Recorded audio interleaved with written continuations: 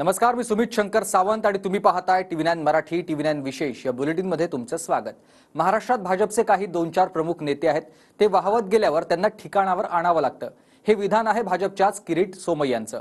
निवडणूक प्रचार समितीत न मागता नियुक्ती केल्यानं सोमय्या नाराज आहेत आणि सोमय्यांच्या त्या नाराजीचा रोख फडणवीस आणि बावनकुळेंकडे असल्याचंच दिसतंय।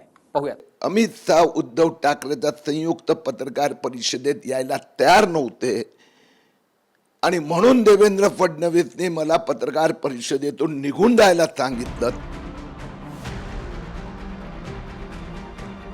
भाजपच्या निवडणूक प्रचार समितीत दिलेलं स्थान नाकारणाऱ्या किरीट सोमय्यांनी अप्रत्यक्षपणे फडणवीसांवरच निशाणा साधल्याची चर्चा आहे। प्रचार समितीत पद देऊन बावनकुळे फडणवीसांना माझ्या मागे शेपूट लावायचं होतं। 2019ला ठाकरे शहांच्या पत्रकार परिषदेतून मला फडणवीसांनी बाहेर जायला सांगितलं, असं तब्बल 6 वर्षांनंतर किरीट सोमय्या म्हणाले। कुठल्या तरी विषयावर देवेंद्र फडणवीस असो, बावनकुळे असो, किरीट सोमय्यामध्ये वेगळं मत असू शकते। या मुद्द्यावर माझं वेगळं मत होतं। त्यांना किरीट सोमय्याचा मागे शेपूट लावायचं होतं। मी म्हणालो की गेली 5.5 वर्ष कुठलंही पद नाही, भाजपचा सामान्य कार्यकर्ता म्हणून किरीट सोमय्या काम करीतच आहे। 18 फेब्रुवारी 2019ला उद्धव ठाकरे अमित शाह उद्धव ठाकरेंच्या संयुक्त पत्रकार परिषदेत यायला तयार नव्हते आणि म्हणून देवेंद्र फडणवीसने मला पत्रकार परिषदेतून निघून जायला सांगितलं। तेव्हापासून आजपर्यंत किरीट सोमय्यांनी जीव लावून काम केलंय। मला कुठल्याही पदाची गरज नाही। जेव्हा अखंड शिवसेना आणि भाजपची युती होती तेव्हापासूनच शिवसेनेचा किरीट सोमय्या यांना तीव्र विरोध होता। 2019ला ईशान्य मुंबई लोकसभेतून किरीट सोमय्या इच्छुक होते, पण जर सोमय्यांना भाजपनं तिकीट दिलं तर युतीत असूनही त्यांना पाडण्याची भूमिका ठाकरेंनी घेतली। अखेर भाजपला सोमय्या यांच्या ऐवजी मनोज कोटक यांना तिकीट द्यावं लागलं। पुढे महाविकास आघाडी स्थापन होऊन 2 वर्षात शिवसेनेचे 2 गट पडले। भाजपची अधिकृतपणे ठाकरेंच्या शिवसेनेशी फारकत झाली। महाविकास आघाडी काळामध्ये किरीट सोमय्यांनी मुख्यत्वे ठाकरेंच्या नेत्यांना भ्रष्टाचाराच्या आरोपांवरून टार्गेट केलं।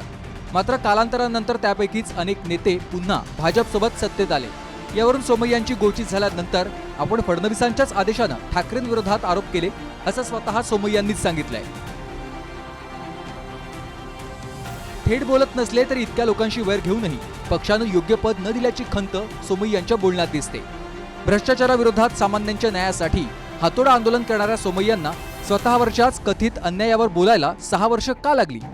2019ला फडणवीसांनी आपल्याला पत्रकार परिषदेतून बाहेर जायला सांगितलं होतं। हे सांगण्यासाठी त्यांनी आत्ताचीच वेळ का निवडली, हे प्रश्न अनुत्तरित आहेत।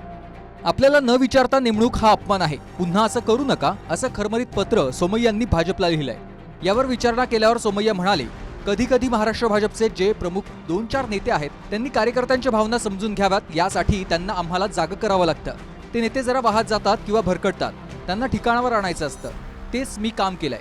असा अपमानाचा अधिकार ना फडणवीसांना आहे ना बावनकुळेंना। महत्त्वाचं म्हणजे भाजपनंच आरोप केलेल्या नेत्यांना सत्तेची मोठी पदं देऊन सोबत बसवलंय। यावर देखील सोमय्यांनी कबुली दिली आहे। तुम्ही ज्यांच्यावर भ्रष्टाचाराचे आरोप केले तेच बहुतांश नेते भाजपसोबत सत्तेत आहेत, यावर सोमय्या म्हणाले, हे खरं आहे। त्यावर जनता कायम प्रश्न करते। लोकसभेला विकास हवा होता, त्यासाठी आम्हाला तडजोड करावी लागली। त्या तडजोडीची किंमत आम्ही लोकसभेला मोजली आहे।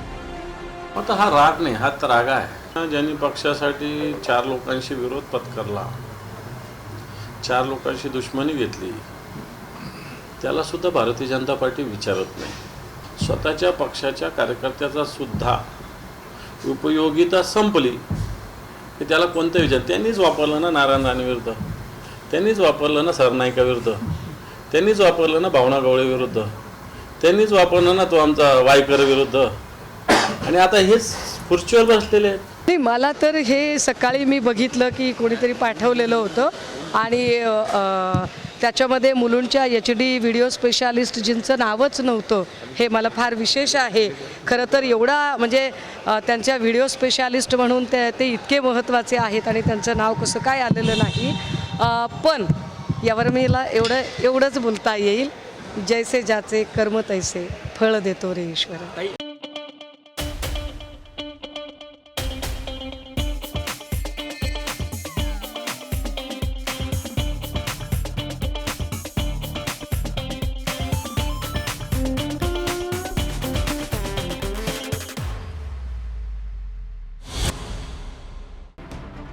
तिकडे प्रचार समितीत स्थान न मिळाल्यानं प्रसाद लाड यांच्याही नाराजीची चर्चा आहे. पण राजकारणात पद महत्वाचं नसतं असं सांगतानाच फडणवीसांनी आपल्यासाठी दुसरा विचार करून ठेवला असेल असंही प्रसाद लाड सांगतायत.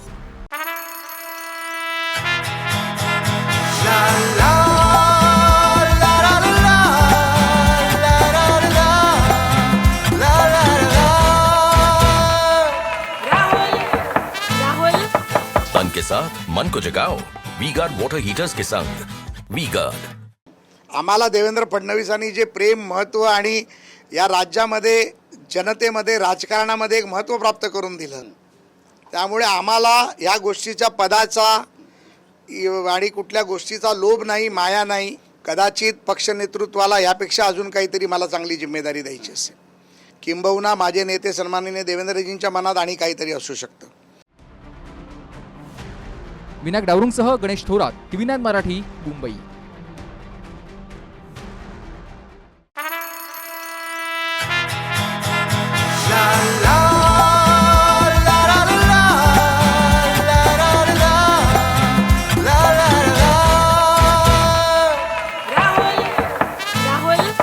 तन के साथ मन को जगाओ वी गार्ड वॉटर हीटर्स के संग वी गार्ड.